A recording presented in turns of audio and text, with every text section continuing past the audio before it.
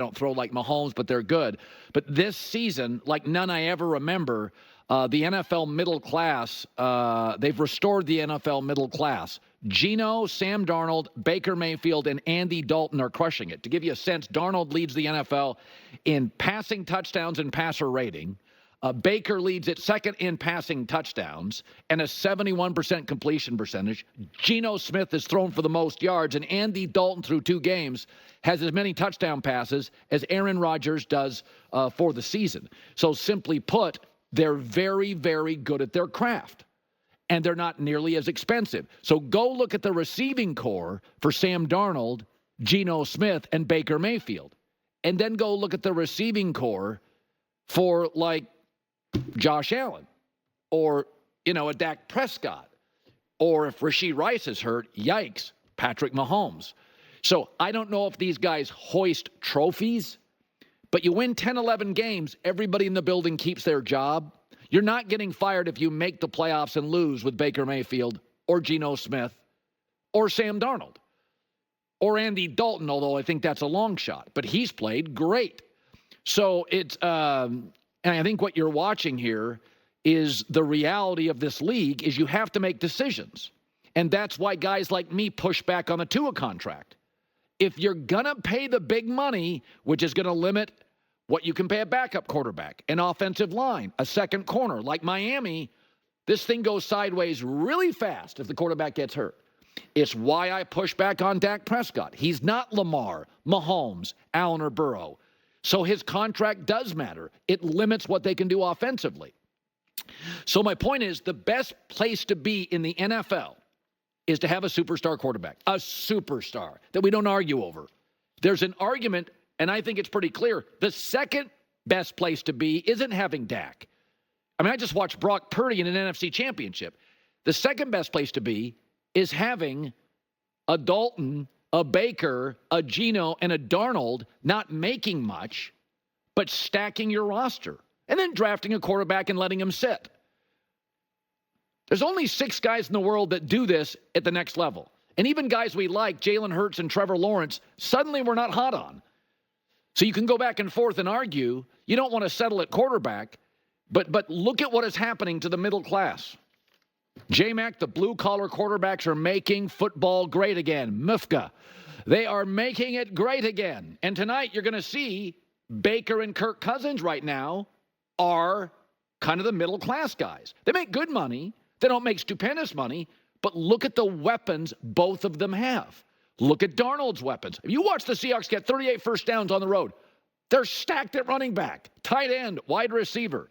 So it's if you can't have one of the 6 great ones, that's what you want.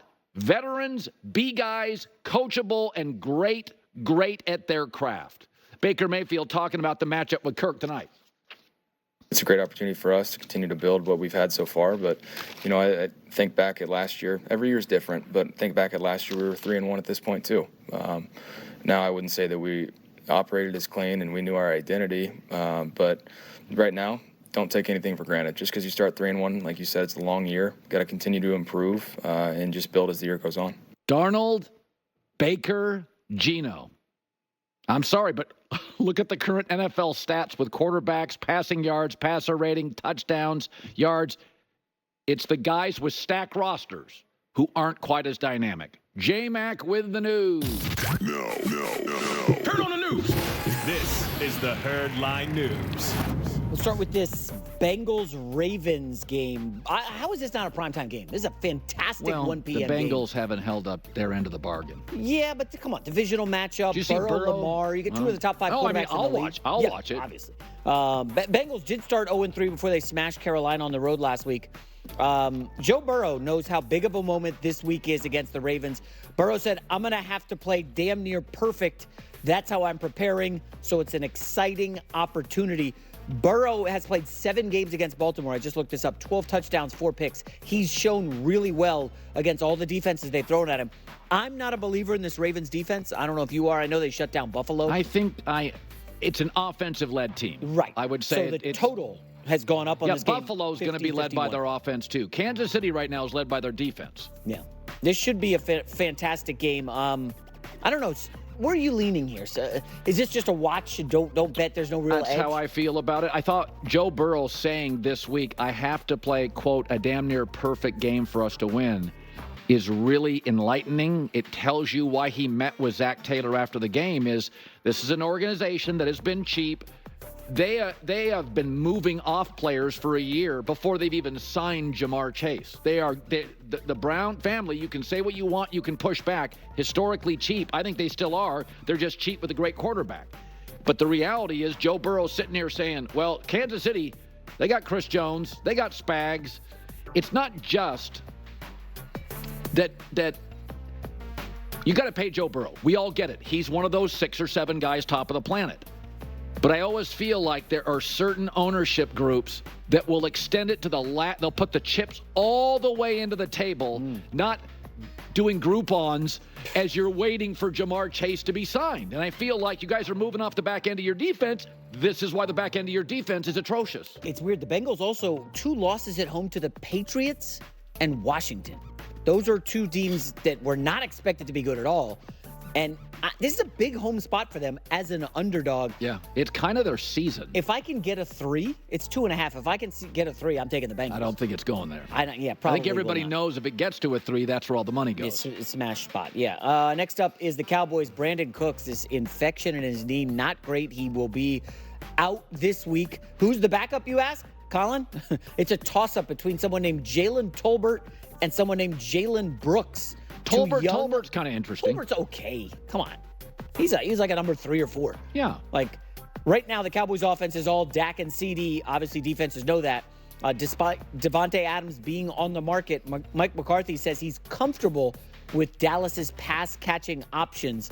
We got some stats here. Cowboys receivers, the last 3 seasons, CeeDee Lamb has nearly matched every Cowboy receiver combined. Yeah, no, it's kind of embarrassing. It's become a very lopsided offense. It is just CeeDee Lamb, and he's been an incredible pro. He's gotten better every year. They're putting him in the backfield. But for anybody that always defends Dak's contract, this is why Dak's contract is an issue. Dak is not Mahomes, Allen, Burrow. He's not Josh Allen. You're paying him like he is. So Dak doesn't run around and get you those free yards like Lamar, Josh Allen, and Mahomes can as a scrambler. And you don't get the elite thrower of Mahomes or Josh Allen. So, like, Cowboy fans push back on this. You pay Dak what you're paying him. But he is not an elite runner or thrower. And this is what your franchise looks like. Yeah. Can't make a move at the trade deadline. Have to hit on every draft pick. Can't run or stop the run. Can't make a move for Derrick Henry. That's what you get. So go ahead to go to your Reddit board and defend Dak getting the money. But you are exactly what it looks like when you pay a really good quarterback top of the market money. A completely lopsided, limited team. Do you remember when I floated, hey, I'd rather play Cooper Rush as my starter than Dak at 50 whatever mil? He ended up getting 60. Oh, have you come around a little bit on Cooper Rush? Because you'd have a really good roster around him if Cooper Rush was your starter. Well, you'd have Devontae Adams and CeeDee Lamb and probably an interior defensive lineman. Maybe Derrick Henry, too. Who knows? Well, you would have Derrick Henry. I did look at the Pittsburgh secondary. Now, the Pittsburgh offensive line's beat up. That's a concern for the game Sunday night. But their top 2 corners are Joey Porter Jr., the young kid out of Penn State. He's struggled a lot this year. And then Dante Jackson. So CeeDee Lamb could have an opportunity for some success here against not a great secondary, although Minka's always looming on the back end. Cowboys have a rookie left tackle. Against TJ Watt? I'm just saying. On the road, hard to hear for linemen. Night game. Steelers off a loss. A lot of boxes checked here for Pittsburgh. A lot of boxes. And also, it's a go either way game. So, it's not really that Pittsburgh's a favorite because Tomlin's a great underdog coach. But it used to be when a good team is desperate, I take them. But I don't consider, like Dallas, I don't think their personnel is very good. I'm not sure it's good. I think they have one great player. Yeah. And then Micah is a really good player. He's not Hutchinson. He's not Myles Garrett. Micah's not playing. It sounds like he's not playing. That's what I hear. But I'm saying, even when he does, I don't think he's established himself outside of media fascination as a Garrett, TJ Watt. Steelers are 1-11 when TJ Watt doesn't play. That's insane. Yeah. That your rush end, literally more than your quarterback play, dictates wins and losses. That's a good point. We'll see how the Dallas defense does. Now, Lawrence is out too, which hurts. Those are basically their top two defenders, Lawrence and Parsons. Well, you saw the Seahawks without their top defenders this week. Yeah. Fun game. Couldn't stop anybody. Couldn't stop anybody. I think Dallas is going to struggle to stop the run game of Pittsburgh. Final story is C.J. Stroud had a really good rookie year. Some people were worried about when they added Stephon Diggs because he's, a vocal veteran, kind of talked his way out of Minnesota and Buffalo, if you believe some of the stories online. Diggs so far this season, 25 catches, 233 yards, 2 touchdowns. And his new quarterback, Stroud, says Diggs' critics are all wrong. I think he got a bad rap, just by the media and, by people. But, man, he's not been nothing but just amazing to this team and to his teammates. He's helped me out a ton, and as you can see, we're clicking more and more every game. So, I'm very happy for him, and I'm glad that he's finally having fun playing the game. Yeah, I don't think the media was unfair. I think we saw multiple times instances with he and Josh Allen had drama. Josh Allen has come out and said publicly, "I like it now. Nobody cares about their stats." That's not a media. No, but remember, that wasn't a shot at Diggs. Allen came out to clarify. That's not a shot at Diggs. Sure. So I think it's easy. We're the scapegoat, and sometimes the media does create stuff. But Robert Saleh goes to the microphone 3 times.